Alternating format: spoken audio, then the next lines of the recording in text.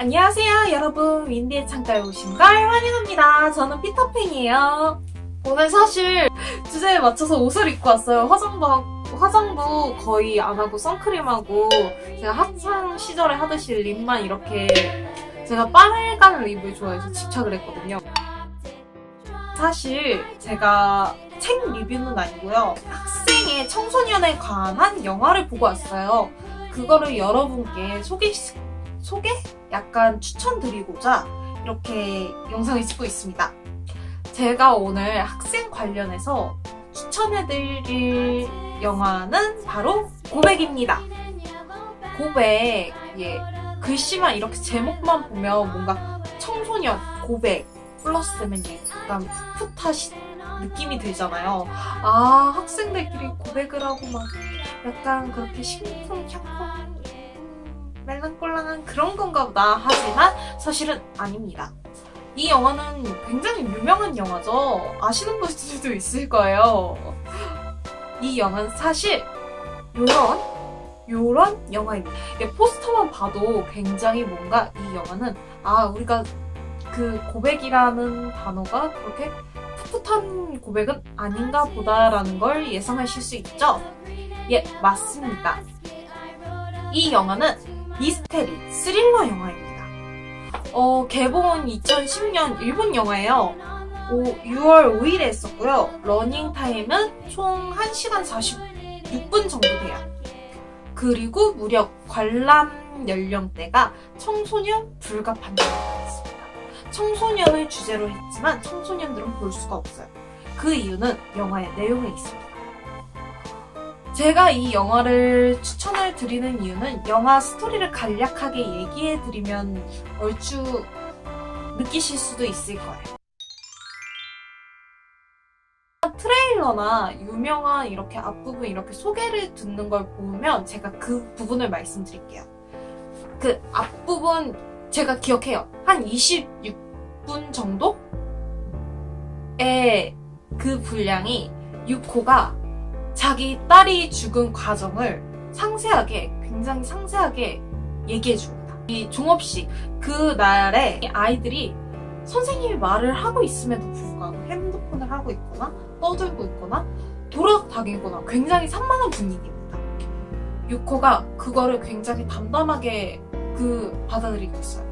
그게 유코가 마지막 날이라서 그랬던 건지, 아니면 고백을 하기 위해서 그랬던 건지, 아니면 평소에도 원래 그랬던 반인지는 모르겠어요. 아무튼 유코는 굉장히 담담하게 얘기를 하다가 말합니다. 사실은 오늘을 끝으로 나는 이 학교를 그만두게 되었어요. 그러니까 애들이 정말 철이 없는 건지 못된 건지 모르겠지만 환호를 하면서 좋아합니다. 박수를 치면서 와 하면서 좋아해요.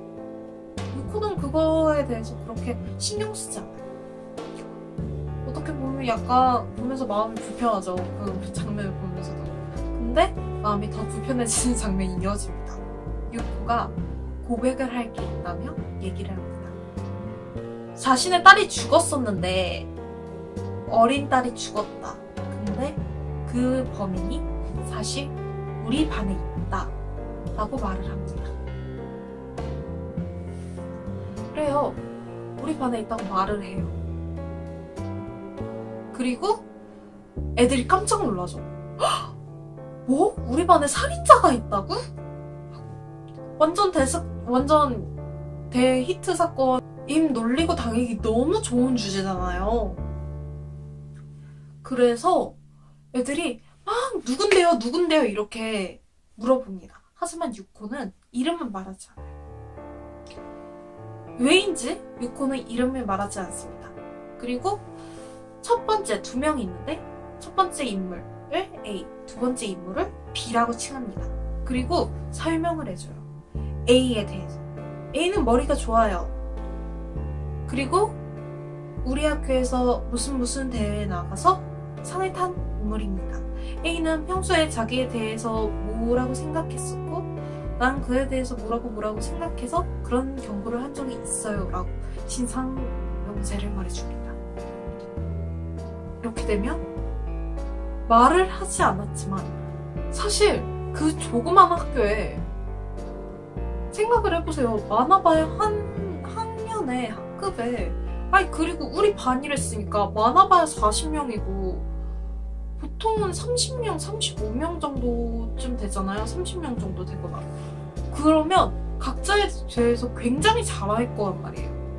6호는 그치만 분명 얘기는 하지 않았어요. 이름은 얘기하지 않았지만 그들에 대한 정보를 주기 때문에 아이들은 그걸 들으면서 그게 누구인지 점점 좁혀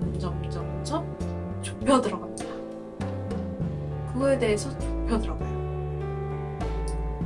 그리고 나서 애들은 누구인지 깨달아요. 아, A는 얘고 B는 쟤구나 하고 깨닫게 됩니다. 그치만 결정적인 그것만으로 6호에 끝나지 않아요. 애들은 분명 충분히 애들 사이에서 충분히 그 둘이 밝혀졌음에도 6호의 복수라고 해야 되나? 그런 건 끝나지 않습니다. 그 말을 하면서 6호가 이런 말도 했었어요. 생명의 무거움을 몰랐기 때문에 니네가 그랬던 걸까? 아무튼 그런 뉘앙스로 아무래도 자기 딸인 마나미가 죽어서 그거에 대해서 생각을 하면서 너네는 왜 그랬을까? 과연 그랬어도 그랬을까? 하면서 말했던 것 같아요. 그리고 아무래도 담임 선생님이다 보니까 아이들과 상담을 하면서 그런 아이들이 많잖아요. 우울증에 걸리고 약간 그 시기가 질풍노도고 많은 사정 때문에 죽고 싶어하는 아이들이 굉장히 많았거든요. 그래서 담임 선생님한테 죽고 싶다 혹은 관심을 끌기 위해서 죽고 싶다라는 말을 굉장히 많이 했었던 것 같아요. 그래서 6호가 그런 말을 합니다. 그런 말을 가볍게 하는 이유가 뭘까 하면서 생명의 소중함을 알았으면 좋겠다. 너희에게 가르쳐주고 싶다 라면서 6호가 하는 말이 있습니다. 그 범인이 되는 아이들의 우유에 내 남편이 에이즈에 걸렸는데 그 피를 넣었다. 예.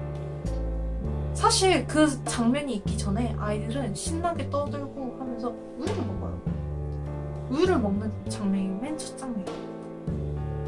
그래요. 그래, 그 우유를 먹는 와중에 6호가 돌아다니면서 아이들을 보는데 사실은 그게 범인들이 우유를 잘 먹고 있는지 보고 있던 거예요. 그래서 애들은 견학을 하죠. 이미 범인 누구인지 알고 있고 자기들끼리 추리를 해서 알고 있고 그 아이가 에이즈가 피가 이렇게 들어있는 우유를 먹었대. 세상에 하면서 난리가 난 거죠. 애들이 비명을 지르면서 그 아이들을 피하기 시작합니다. 그리고 결정적인 게 그중 한 명이 교실에서 뛰쳐나가 버립니다. 왜냐면 내가 에이즈 피가 든 우유를 먹었으니까 토해야 되잖아요. 그래서 뛰쳐나가 버려요. 그걸 토하려는지. 그리고 6호는 그 교실 난장판이 된 그 처음과는 달리 두 번째 이상 정말 견학과 공포로 찬 난리판이 된 교실을 유유히 보면서 미소를 짓는다고 해야 될까요? 굉장히 평온하게 그 흔한 선생님들이 하시는 멘트 있잖아요. 생명의 소중함을 알고 봄은 생명이 피어나는 그런 계절입니다. 여러분들도 잘 지내고 뭐 별일 없이 다녀왔으면 좋겠네요 하고 이렇게 비록 저는 없지만 여러분이 그렇게 좋은 일이 있었으면 좋겠습니다 하고 끝냅니다. 그리고 6호는 정말 그 앞으로 중요한 건 이 이유입니다. 근데 방금 얘기한 그 과정에서도 굉장히 충격적이었잖아요. 굉장히 충격적이고 어느 정도 예상이 가는 그런 느낌임에도 불구하고 예상과 다르게 약간은 다르게 흘러갑니다. 6호의 고백은 거기에서 끝이 나는 거예요. 그래서 그건 영화를 통해서 보셔야 될 것 같고 일단 그 6호는 학교를 떠났기 때문에 유코는 더 이상 학교에 오지 않아요. 그 반은 다른 베르테르라는 남자 선생님이 맡게 됩니다. 굉장히 열혈 남자 선생님이 맡게 돼요. 그리고 그 선생님은 유코 선생님이 있었던 그 사건을 전혀 모르십니다. 그 사건은 오로지 전교생 혹은 그 학생들만 알고 있습니다. 사실 이 영화의 시작은 진짜 시작은 유코가 학교를 빠져나간 뒤 그 뒤입니다. 담임 베르테르가 오고 그 반에 유코가 없어진 이유가 영화의 진짜 시작이에요. 그 이후에 그 일과 연관된 많은 인물들의 시점으로 영화가 이렇게 전환되면서 이야기가 전개가 됩니다. 왜 그랬는지, 왜 이런 일이 일어났는지, 왜 이런 결말이 되어버렸는지에 대해서요. 근데 그 인물의 시점이 바뀔 때마다 누구누구의 고백이라는 명칭으로 이렇게 바뀌게 돼요. 그 과정이 굉장히 일본 영화 특유의 짜임새 있는 영화예요. 굉장히 심심할 만한 구간이 별로 없어요. 굉장히 생각이 많아지고 진짜 잘 만든 영화다라는 말이 절로 나오는 그런 영화입니다. 한번 보시면 좋을 것 같아요. 아마 이 영화는 사회 문제에 굉장히 관심이 많은 분들이 보시면 좋을 것 같아요. 범죄나 그런 거 좋아하시는 분들도 보시면 재밌을 것 같고요. 사실 요즘 같은 때에는 한 번쯤 다 보시면 좋을 것 같습니다. 자, 그러면 좀 피터팬의 사담을 해볼까요? 여기서부터는 사담입니다. 사실 저는 어른이 된 지 좀 됐습니다. 지금 나이는 밝히지 않았지만 사실 꽤나 됐어요. 이 영화를 접한 지 제가 민증 나온 지도 굉장히 오래됐고 영화를 접한 지도 좀 오래됐습니다. 어쨌건 제가 성인이 된 이유? 혹은 학생 때였나? 이때가 언제였지? 이때쯤이면 굉장히 이 영화가 유명했고 그래서 그 TV 채널에도 몇 번 해줬었어요. 영화 채널 같은 데서. 근데 제가 보지 않았던 이유가 이 영화가 청소년 관람 불가잖아요. 그래서 굉장히 잔인할 거라고 생각이 들었어요. 왜냐하면 이게 스릴러고 아무래도 미스테리물이다 보니까 분위기가 약간 일본 그 특유의 이렇게 쬐어오는 그런 긴장감이 있거든요. 근데 이 사이에서 뭔가 잔인한 게 나올 것 같은 그런 분위기가 있더라고요. 그래서 제가 영화를 보지를 않았었어요. 근데 의외로 이 영화에는 막 직접적으로 누구를 그 팔을 자른다던가 그런 장면은 전혀 나오지 않아요. 그냥 물건들을 보여줘요. 무슨 화법이라고 하죠? 기억이 안 나는데 피가 팍 튀는 그런 거나 아니면은 뾰족한 물건 그런 거를 보여줌으로써 약간 긴장감을 이렇게 보여드리게 해주고 그 자극적인 장면은 그렇게 나오지 않아요. 주제가 이미 충분히 자극적이기 때문에 한번 나오지 않습니다. 그럼에도 청소년 관람 불가 처리가 나온 게 영화에서 그 교사가 청소년법을 말했잖아요. 이 법이 10세 이상에서 14살 미만은 중범죄를 저질러도 처벌을 받지 않아요. 그래서 유코가 여기에서 말했듯이 그 경찰에 말해봤자 그 중학교 2학년이었던 13살인 A와 B는 처벌을 받지 않았던 거예요. 그래서 이 영화가 아무래도 청소년 관람 불가 판정이 난 것 같아요. 왜냐하면 살인을 저지른 주인공들이 청소년이었고 그 살인 방법이 너무나 간단해요. 어떻게 보면 사람을 죽이는 건 생각보다 되게 간단해요. 모방 범죄를 방지하고자 이렇게 관람 불가가 난 것 같아요. 그 잔인한 장면이 없음에도 불구하고. 근데 일본에서도 이 법이 있잖아요. 그리고 생각해보면 우리나라에도 이 법이 있습니다. 저는 근데 청소년법 한참 이슈가 됐었죠. 이슈가 돼서 청소년 보호법을 찾아봤어요. 그래서 너무 궁금하고 이거와 관련된 법안이 정말 이런 건가 하고 찾아봤습니다. 그런데 제가 찾아본 결과 청소년 보호법은 이거예요. 목적. 이 법의 목적은 청소년에게 유해한 매체물이나 약물, 청소년에게 유통되는 것이 유해한 업소, 출입해서는 안 되는 업소들.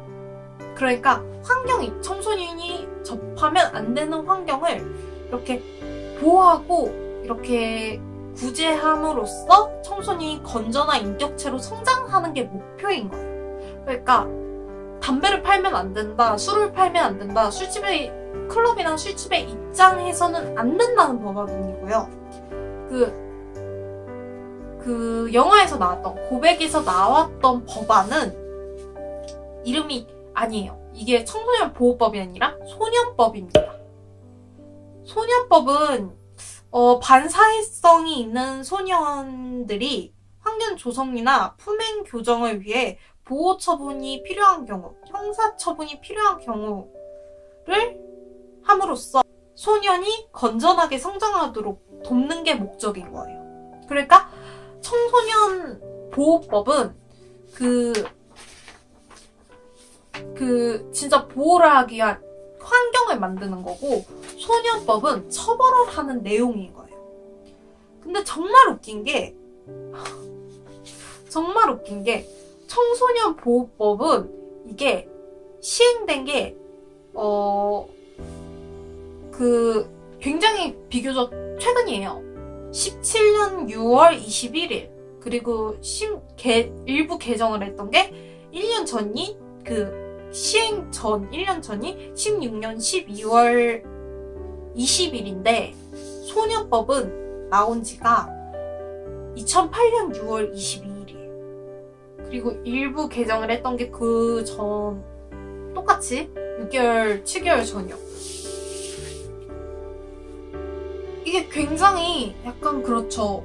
소년법이 청소년들을 처벌할 때 약간은 면죄부라고 해야 되나? 그런 걸 자비를 베푸는 법안이지만 여기에 또 문제가 되는 게 있어요. 영화에서 나왔던 것처럼 우리나라도 10세 이상, 14세 미만의 청소년은 형벌 제외가 돼요. 네. 받아도 보호 감찰 수준? 경찰들이 이렇게 따라가거나 혹은 경찰서에 오면은 더 철저하게 이렇게 받는 수준인 거예요.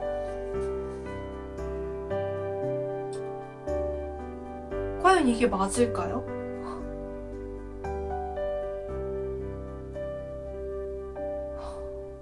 굉장히 생각할 거리가 많아지죠.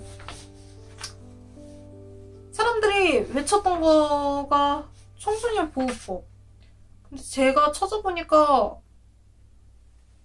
바꿔야 됐던 건 소년법이라고 생각했거든요. 이거를 법령 사이트, 국가 사이트에 검색을 했었어요. 제가 검색을 해가지고 찾아가지고 한 거거든요. 이게 지금 법안을 제가 지금 딱 찍는 당시엔 모르겠는데 12살로 내리자, 만 12살로 내리자라고 하는데 사실 진짜 어떻게 해야 될지 모르겠어요. 굉장히 조심스러운 말인데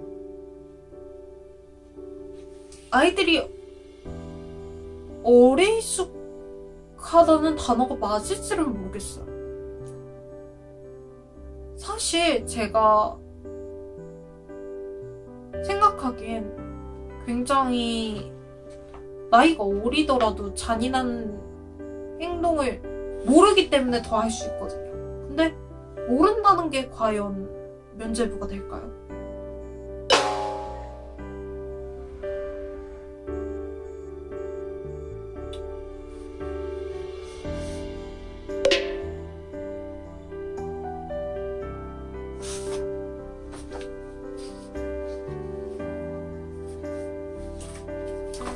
어리다는 게 면죄부가 될까요? 모른다는 게 면죄부가 될까요?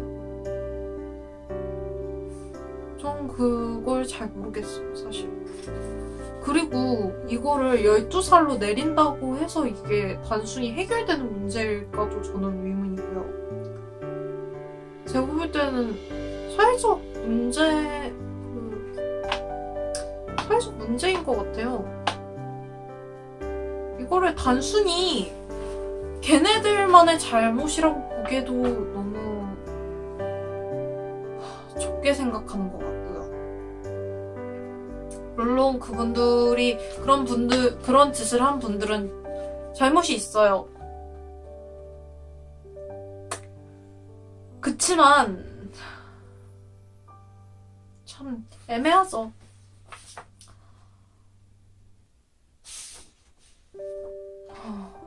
굉장히 애매해요. 그렇다고 어른들만 벌을 줘도 되는가? 그것도 애매하죠.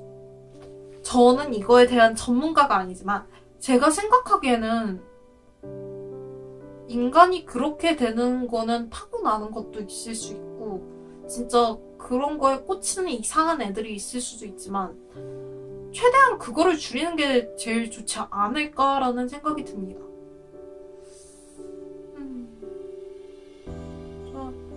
학교에서 흔히 하는 주입식 교육. 꽉 억누르고 너의 길은 이거 하나야. 그거 아니면 밥을 벌어먹을 수 없어. 늘 가난에 쪼달리고 빈부의 격차를 느끼면서 맨날 우리가 정이라고 생각했던 걸 이루고자 하면 지게 되고 그게 과연 좋은 사회일까요? 저는 잘 모르겠어요.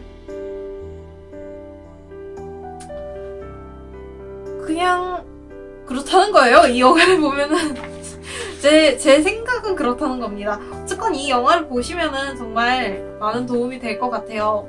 그리고 관심이 있으시면 이 법률에 대해서도 그렇게 막 어렵지는 않은 것 같아요. 뭔가 막 조항이 많고 그렇긴 하는데 읽어보면 이해가 되지 않는 거는 없었거든요.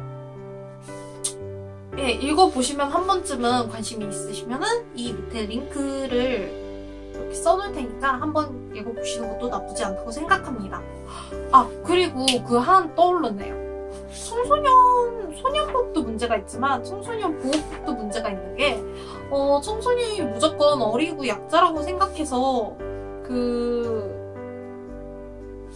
어른들한테 벌금을 물리는 거는 별로 좋은 생각이 아닌 것 같아요.